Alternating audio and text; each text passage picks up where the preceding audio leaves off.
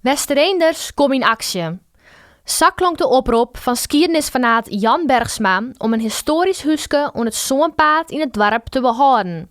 De eigenaar woe het namelijk slopen. Bergsma zijn oproep, die kwam te let.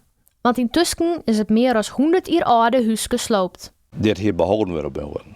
Het is een keer onbeen aan de zoekerij om het daar te plaatsen. Is het afgekeurd omdat de achterste steentjes net gelijk wienen aan de versen.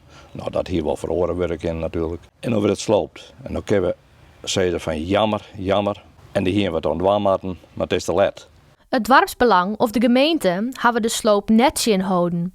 Het huske is namelijk privé-eigendom en geen officieel erfgoed. Bergsma heeft graag zien dat dorpsbewoners haar voller inzet hielden voor het behoud van het huske. Ik ben schuldig. Elke een is hier wel schuldig omdat dit nog sloopt wordt. Want hier net hoeven.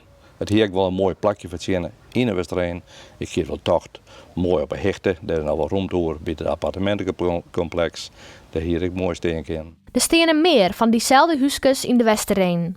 Het ene in een wat betere staat als het oren. Eén op Lange Lonen, die is heel mooi van boeten nog intact. Dat ziet er mooi uit. Hebben we hier op een Verwij, jammer, hebben we niet geweest. Dat ziet er net uit.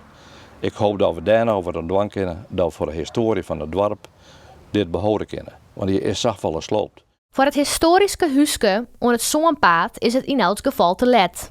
Bergsma wil daarom een stichting in het leven roepen. Zak in er geld inzamelen worden om de orenhuskes in de Westereen te behouden.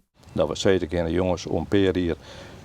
Dit weer we strain van plaggenhutten, holenwets in wennen in het spoor. Wie moet dus historie net vergeten? Natuurlijk, we hebben een geweldig mooi dorp nog. Fantastisch, ik ben er wies op, ik ben er grutskop. Want het is zoveel mooi ontwikkelen. Het is een regiogebied. Elke keer wil je wel heen de winkel in. Dus de Westereense keer met buren steeds in beeld staan. Maar dit hier net maken. Jammer.